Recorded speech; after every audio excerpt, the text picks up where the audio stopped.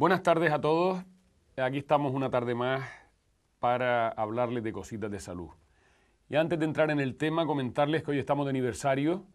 Hoy, precisamente un 3 de febrero del año pasado, el año 2009, reinicié, después de un lapso de muchos años, este programa dedicado a los problemas relacionados con la salud y aquellas soluciones que a mi juicio, y a juicio siempre intento de las personas que más autoridad tienen en cada tema que les traigo semana a semana, pues saber cuáles son las soluciones para todo este tipo de problemas.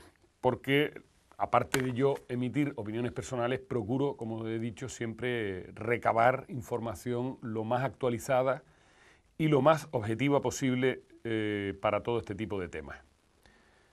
El tema de hoy creo que es un tema desgraciadamente de actualidad, porque voy a hablar de los parásitos y la salud. Y concretamente los parásitos voy a hablar de los piojos, porque es un problema que muchas madres, muchos padres, algunos en consulta, otros por la calle, me han dicho que por favor, que lo saque y tal, porque está en el colegio y no hay manera de erradicarlo. Y efectivamente, es un problema que no es fácil, es un problema crónico, persistente, que no es fácil solucionar. Lo digo por propia experiencia, como les detallaré más adelante. Hoy voy a hablar de los parásitos, pero concretamente de los llamados ectoparásitos. Estos son los parásitos externos, que se alojan en la piel y en los anejos, en el pelo, en las zonas pilosas del organismo, en el ser humano. Es un tema desagradable, es un tema que despierta en las personas sentimientos encontrados, pues en general se relaciona con la falta de higiene. Pero esto no siempre es así. Es solo cierto en cierta medida, repito la palabra. A nivel escolar, que es donde más común y donde más extendido está este problema, afecta casi por igual a niñas y niños de todos los estratos sociales. O sea que no obligatoriamente, y la realidad lo demuestra, es un problema que esté relacionado con niños que no se duchan o que los padres no los lavan, y donde hay nivel social y nivel cultural bajo que se relaciona con una mala higiene y por tanto tienen más piojos. Efectivamente, estos factores van a influir en la facilidad de que estas infecciones, de que estos parasitismos persistan en los niños con más duración en el tiempo, o sea, que estén más tiempo y que sea más difícil de erradicar. Ya les digo que no tiene que ver que los niños sean ricos o pobres. ¿Por qué? Porque esto se transmite de un niño a otro, de una persona a otra por contacto, y los niños, como ustedes comprenderán, la base de la existencia de un niño pequeño concretamente, es el juego, y niños que no juegan no son niños normales, que no juegan entre sí. Entonces, pues si los niños se juegan entre sí hay contacto, y este contacto pues facilita la transmisión, facilita que se pase. Como les comentaba antes, lo sé por propia experiencia, lo sé como padre, lo sé como médico en mi quehacer profesional y lo sé como miembro de varios consejos escolares en los que tuve varios años en el colegio de mis hijos, de que sin llegar a suponer un riesgo serio para la salud, es un problema engorroso y difícil de erradicar. ¿Qué es un parásito? Por parásito hay muchas definiciones, pero en general la más sencilla, la que yo más creo que les pueden entender ustedes, es un parásito, aquel ser vivo u organismo que vive a expensas de otro sin darle nada a cambio. ¿Por qué? Porque cuando hay un ser vivo que vive a expensas de otro pero recibe algo a cambio, hablamos de simbiosis, o sea, es como una colaboración. Siempre, lógicamente, que lo que uno le quita al otro no menoscabe la salud del huésped, como se suele decir, del organismo parasitado. En este caso, estamos hablando de insectos chiquititos, artrópodos, en muchos casos que casi no se ven a simple vista, y se alimentan de sangre humana, se alimentan de una serie de secreciones, de restos, de descamación de la piel, toda esa piel muerta, todas esas células que se van descamando, concretamente en la cabeza, en el cuero cabelludo, en general en la piel o en los pelos. Otros se alimentan, pican a través de la piel, inoculan sangre, Como ustedes saben, los mosquitos son los más comunes y no nos dan nada a cambio, todo lo contrario, son molestos, son engorrosos, incluso pueden convertirse en un problema, pueden transmitir enfermedades. Ya les digo, hay otro tipo de parásitos más grandes, incluso hay personas humanas que son parásitos sociales porque no dan un palo al agua y viven a costa de los demás, pero en fin, eso lo dejamos para otro programa porque es un tema con más enjundia, con más miga para tratar y que también sería un día interesante traer a este programa. Estoy hablando concretamente el abuso de las bajas laborales por parte de algunos individuos que, bueno, no tienen mucha ganas de trabajar, entonces como los partes de baja se dan por parte de algunos compañeros con cierta ligereza, pues se agarran a ello y se tiran meses cobrando del Estado, como les dije, sin dar un palo al agua. Hoy, como dije antes, voy a hablar de los parásitos externos. ¿Por qué? Porque también existen los internos. Son aquellos parásitos que ingerimos por los alimentos o bien por llevarnos dedos a la boca que están sucios y demás. Y, en fin, ¿cuáles son los más conocidos? Los más conocidos son las lombrices, los oxiuros, llamamos lombrices, y luego pues otro que es muy conocido, pero que no es frecuente en nuestro medio, es la famosa tenia solitaria, que es aquella que se come todo lo que ingerimos, dicho de manera figurada, de forma que son personas que comen mucho, pero siempre adelgazan. De todas formas, les digo que en más de 25 años de ejercicio profesional no he visto ni un solo caso de tenia solitaria porque no es una parasitosis intestinal frecuente para nada en Canarias y en Europa en general. De los parásitos que nos ocupan hoy hay que diferenciar en general los siguientes. Los piojos o la pediculosis que se llama, que hay de dos tipos.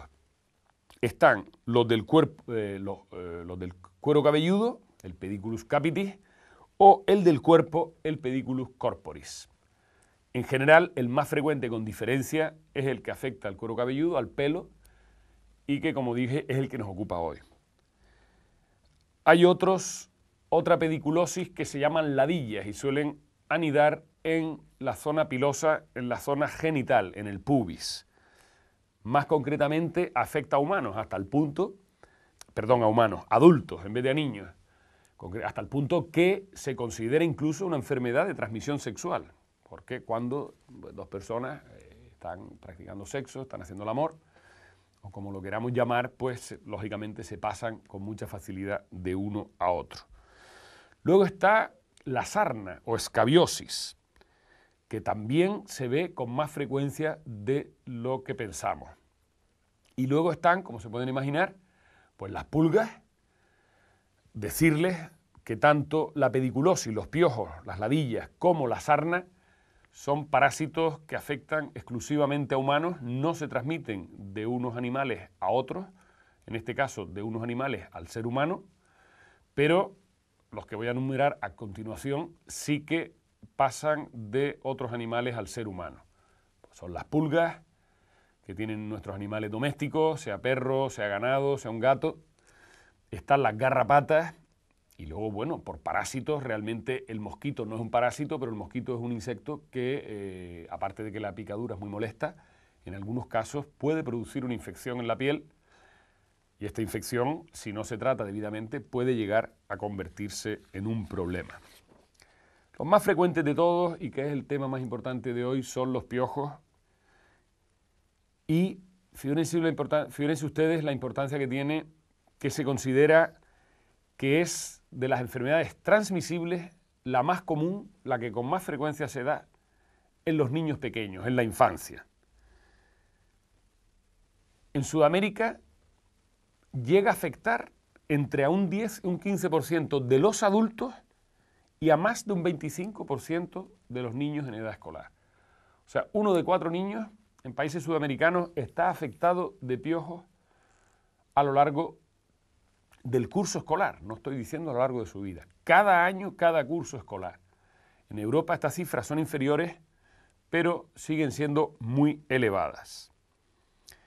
Es mucho más frecuente en niños, como ya se ha dicho varias veces, y es más frecuente también en el sexo femenino. La única explicación es que en general las niñas, las chicas, suelen llevar con más frecuencia el pelo largo Por lo tanto, donde hay más pelo, donde hay más masa, hay más sitio donde esconderse, vamos a decirlo así, y por tanto es más difícil de erradicar que en una persona, lógicamente, que está pelado a rente, ¿no? Que está pelado al 0, está pelado al 1, cosa que es más frecuente hoy en día entre los chicos que antes. Yo me acuerdo en mi época que los chiquis tuviéramos el pelo largo, era bastante frecuente, hoy en día también, pero no tanto, en fin, son cuestiones de moda. Suele comenzar en la zona retroauricular, esto es detrás de las orejas, y por ahí se va extendiendo a toda la cabeza, a todo el cuero cabelludo. Al pinchar, o sea, al morder, al picarnos, el parásito, concretamente el piojo, inocula una saliva que genera una reacción en la piel, en este caso en la piel de la cabeza, que forma unas ronchitas que suelen picar, no pican como una picadura de mosquito, pero suelen picar bastante y en la mayoría de los casos no pasa de ahí. Simplemente el niño se pica, o bien la madre cuando lo están limpiando, cuando los están vistiendo, o bien en clase. ¿Cómo se diagnostica? Pues se diagnostica viéndolo. Vemos el piojo corriendo por ahí para allá, o vemos lo que son las liendres, que son los huevos de los piojos, pegadas normalmente a la base del pelo, de la cual, si no la eliminamos, van a surgir pues nuevos piojitos que se van a convertir en adultos y así se convierte en un círculo vicioso. En algunos casos, como les dije, cuando hay más picor, al rascarse, sobre todo cuando hay muchas lesiones, muchas ronchitas, muchos papuloritemas, y nos rascamos tal, y además resulta que no tenemos las manos, las uñas limpias, pues podemos infectar esa picadura y de una simple picadura, de una simple ronchita, provocarnos una infección que sí que va a requerir en algunos casos atención médica. Lógicamente a nadie se le escapa que en estos casos sí que influye la falta de higiene. Aquellos niños que no se les ha educado, que no se les ha criado en hábitos higiénicos correctos, como es lavarse las manos con frecuencia, o niños que viven en ambientes, en casas no muy limpias, no se desinfectan y limpian como es debido, lógicamente pueden transmitir con más facilidad. En algunos casos puede producir hasta, es rarísimo, pero puede ocurrir, que esa infección no acudan, los padres no lleven a ese niño al médico debidamente y esa infección se extienda a otras partes del organismo, incluso que aparezcan ganglios en la zona. Los más frecuentes suelen ser en la parte posterior del cuello o también detrás de las orejas, que como dijimos era una de las zonas donde suelen aparecer en principio. Bien, los piojos son unos parásitos chiquititos, miden entre 2 y 4 milímetros. La mayoría de ustedes habrán visto un piojo en su vida, que no tienen alas, no vuelan, y cada adulto,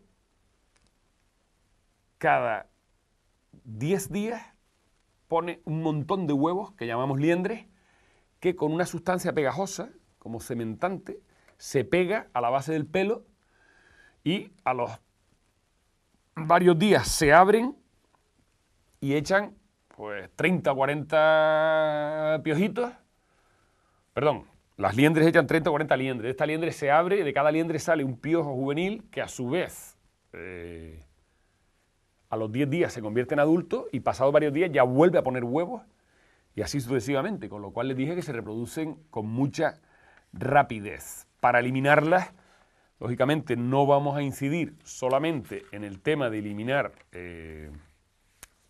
los piojos, sino que es muy importante también eliminar las liendres. Como les comenté antes, aparte de los piojos y ladillas, los más frecuentes es la sarna. La sarna, el parásito, el bichito que produce la sarna es todavía más chico que los piojos, son microscópicos prácticamente. Es un bicho que no es capaz de sobrevivir durante más de 4 días al aire libre, o sea, en el medio ambiente. Necesita un huésped, necesita un ser humano en el que habitar, con lo cual quiere decir que estos bichos, si están en una sábana, en una cama, en un sofá, durante, como he dicho, 4 días, pues se eliminan. Este ácaro, este insecto microscópico que produce la sarna, se aloja debajo de la piel y sí suele producir un picor muy intenso. Es un picor que suele ser mayormente nocturno y que produce unas lesiones muy características. No son siempre fáciles de ver, no son siempre fáciles de diagnosticar, incluso para nosotros los médicos, pero en casos avanzados se suelen ver a nivel de los nudillos de la mano o en zonas donde la piel está muy pegada al hueso, la mano, porque suelen empezar muchas veces por ahí, lo que se llama el surco acarino. A veces forman pequeñas vejiguitas perladas y a veces ya pueden producir pequeños nodulitos, pequeñas vejigas duras, como granitos, donde ahí están acumulados tanto parásitos vivos como sus huevos. Con lo cual, al rascarlo y lo rompemos, lo podemos además extender. ¿Cómo se llega al diagnóstico de la sarna?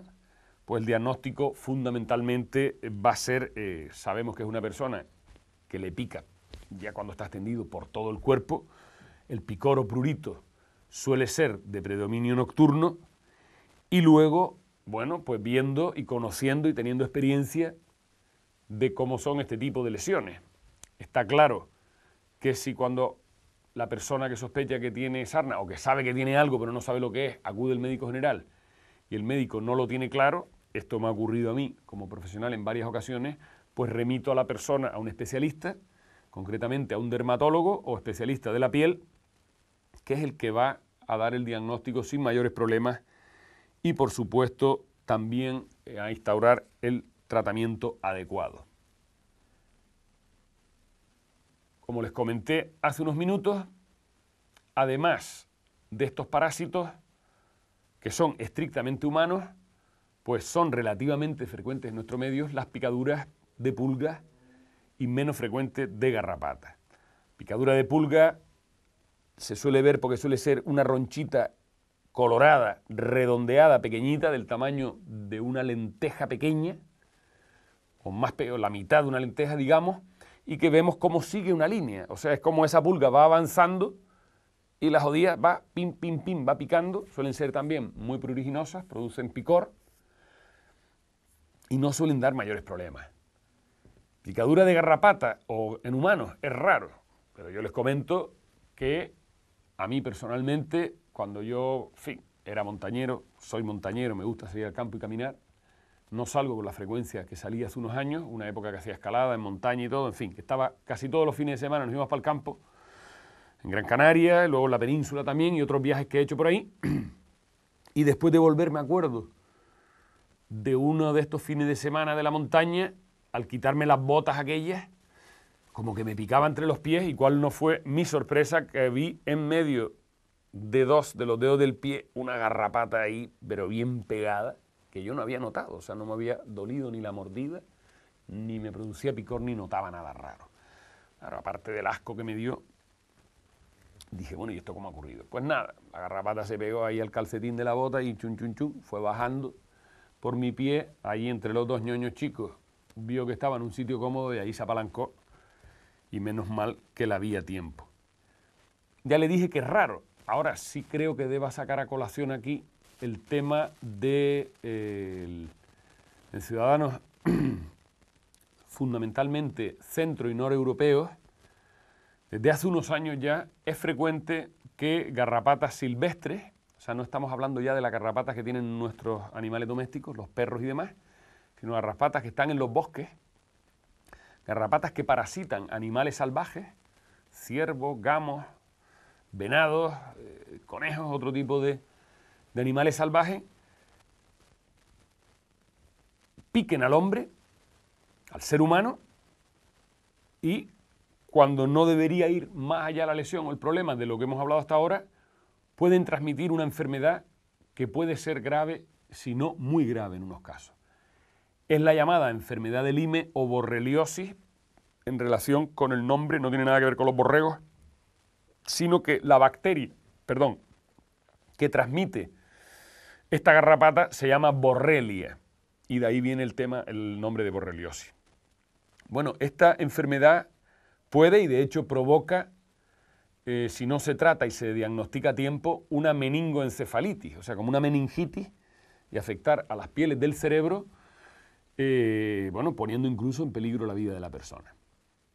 Son innumerables los casos de turistas que han sido picados por un insecto de vacaciones aquí en la isla de Fuerteventura, en otras islas o en otras partes del país, y vienen asustados diciendo: doctor, es que puedo tener una garrapata, tengo miedo de que me transmita esta enfermedad y demás.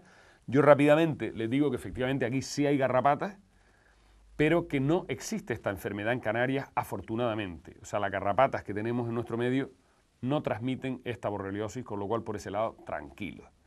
De hecho, no existen insectos peligrosos. Aquí tampoco hay escorpiones, como hay en África y en otros países. ¿Entiendes? Solo aquellos escorpiones que aparecieron en la playa de las Teresitas cuando los chichas, como no tienen playas, pues trajeron arena del Ayun para montar la playa artificial de las Teresitas y se trajeron los huevos de los escorpiones, y aquello fue un escándalo hace muchos años de estos, los años 70. Los que tengan mi edad se acordarán de la anécdota. Pues muy bien, estos son los parásitos externos, como les dije, más frecuentes en nuestro medio. Y bien, ¿y qué podemos hacer para eliminarlos? Aparte de tener una higiene correcta, aparte de ser y vivir limpios y aseados, que no se le escapa a nadie, que es importante y no solo por el tema que nos ocupa. Ya les he dicho que no es un requisito indispensable o único para evitar el contacto y el contagio por los piojos. Pues bien, si resulta que ya nuestro hijo, nuestra hija tiene piojos, pues vamos a intentar tratarlo correctamente y vamos a avisar también, vamos a comentarlo en la familia, vamos a comentarlo al pediatra y vamos a comentarlo en la escuela o en el centro escolar, el instituto, lo que sea, para que los maestros, para que los enseñantes estén alerta y comuniquen a los niños de la misma clase donde nuestro hijo, donde la clase de nuestro hijo o hija, por si acaso hay otros niños ya contagiados, ya infectados. Hay varios tratamientos, también hay remedios caseros, yo no voy a entrar aquí en el detalle. Había, esto lo digo como médico además, una serie de productos en farmacia, en el mercado, que eran muy útiles, que han sido retirados, pero han sido retirados por tóxicos, porque eran productos que si no se usaban adecuadamente, aunque se usaran solo localmente, pues por ejemplo como un champú dándoselo por todo el pelo y tal, o en el caso de las ladillas, pues en la zona genital,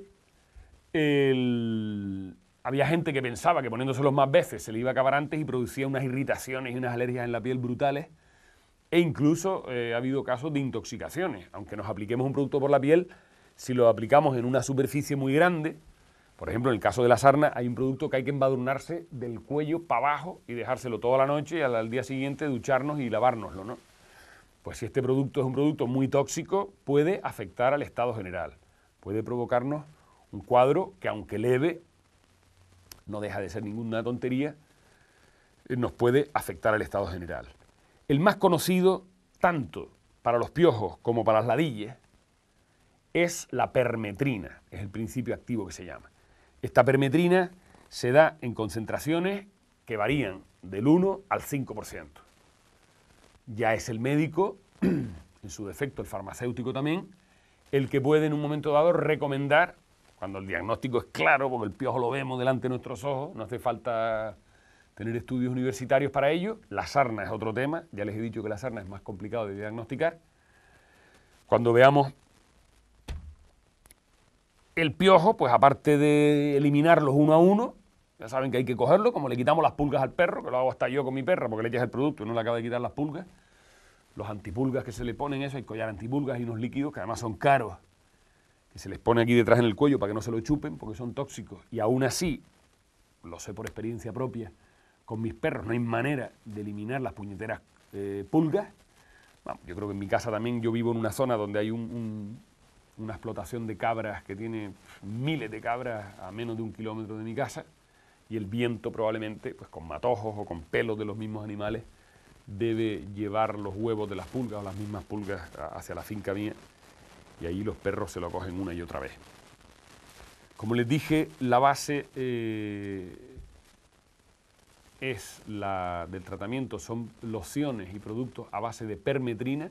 Lógicamente, niños chiquitos vamos a ponerlo a menos concentración, al 1%, y en el caso de las ladillas se dan lociones o soluciones de permetrina al 5%. Esto se debe aplicar, en el caso de los niños en el cabello, se deja de 5 a 10 minutos y a los 10 minutos se lava. O sea, esto no se deja toda la noche, como les dije en el caso de las ladillas. Se deja 5 o 10 minutos, se lava y se suele repetir el tratamiento a las 2 semanas. Es aconsejable, por supuesto, que también se traten todos los familiares y todas las personas que están cerca de ese niño. En el caso del colegio, bueno, pues en el caso del colegio hay que advertir a los padres, hay piojos en la clase de fulanito o de sutanita, y les aconsejamos que vigile el pelo de su hijo por si acaso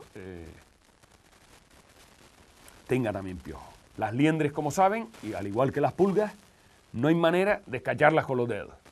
La única manera es ponérselas entre una y otra, y hasta que no oímos el clic, es el chic, que los explotamos, no nos los hemos cargado. Las pulgas se ahogan también en agua. Ahora, las liendres, ya les digo que es difícil. Hay liendres, hay puntitos blancos en la base de los pelos que parecen liendres y no lo son. Son restos secos, vacíos, de animales ya muertos u otro tipo, porque a veces se confunde hasta con la caspa. Alguien que tiene caspa y dice, coño, ¿estos son liendres o es caspa? Bueno, pues hay que fijarse. Ya les digo que si cogemos un cacho de caspa, que es una descamación de la piel, del cuero cabelludo, por una infección por hongos, por una tiña, y la ponemos entre las uñas, no va a hacer nada. En cambio, cuando oímos el clic de la liendre, ahí sabemos que era una liendre 100% y por tanto puede haber más, y hay que hacer una inspección, hay que hacer una exploración minuciosa. Mis hijos tuvieron piojos en su momento también durante una temporada, y ahí estábamos mi mujer y yo, pues a la caza del piojo y a la caza de las liendres para poder eliminarlos. Es curioso, y esto he intentado encontrar alguna referencia a la hora de documentar el programa y no la he encontrado, cómo tira para unos niños sí y otros no, o les gusta más un pelo que otro. En general los pelos finos y secos les gustan más que aquel pelo más grueso y más grasiento. ¿Por qué? Ya les digo que no lo sé, pero así es. Hay hermanos en una misma familia que uno de los hermanos siempre se pilla los piojos y el otro, incluso sean de edades similares, y juegan juntos, casi nunca tenga. O si tiene, son un par de ellos que se le quitan con facilidad, se le pone la loción y se acabó el problema. Y otra persona venga loción, venga cacería de piojos, venga a ponerle vinagre y otras cosas que usa la gente a nivel casero para eliminar los piojos, y efectivamente los elimina y a los 15 días vuelve a tener piojos. ¿Quiere decir que no se habían eliminado del todo? Bueno, puede ser. Ya le digo que es difícil encontrar todas y absolutamente cada una de las liendres que infectan, pero lo más probable es que se vuelvan a infectar en su clase con aquel niño o niña que no se le ha diagnosticado y demás. Aparte, hay otro tipo de soluciones. Están los peines finitos, peines eléctricos, como que paralizan las demás. Ya le he dicho que remedios caseros hay montones, e incluso en algunos casos se ha recetado hasta algunos tipos de pastillas que dicen que son útiles. Ahora, no son eficaces al 100%, son productos que ahora mismo están en estudio. Hace poco, creo que fue en la prensa normal, en el diario, fue la provincia del Canarias 7, uno de los diarios de mayor tirada a nivel regional, venían anunciando a bombo platillo, venían publicitando un producto nuevo revolucionario para eliminación de los piojos. No lo conozco bien y por tanto no lo comento aquí con nombres y apellidos, pero sí les aconsejo que consulten con su pediatra, consulten con el farmacéutico. Yo voy a hacer lo propio para ver si este producto facilita la erradicación de estos parásitos tan molestos que son los piojos. De resto ya les dije, nada más, o sea, no es una cosa grave, pero sí es una cosa que molesta, que genera una sensación de incomodidad, porque lógicamente lo relacionamos con una falta de higiene. Y nada más, el programa de hoy ha sido cortito, yo espero que haberles aclarado algo, no mucho, porque la mayoría de las cosas que he dicho ya las sabían todos, pero bueno, simplemente decirles eso, no hay productos maravillosos y milagrosos nuevos. Sé que hay cosas nuevas en el mercado, no las conozco bien y por eso no se las transmito aquí, como les he dicho, con nombres y apellidos, con pelos y señales. Lo que les aconsejo, eso sí, si ven que no solucionan el problema del todo, lo lógico es acudir a un especialista. Y el especialista de este tipo de problemas que afectan fundamentalmente a la piel es el especialista de la piel o dermatólogo. Nada más por hoy, que tengan muy buena tarde y hasta la semana que viene.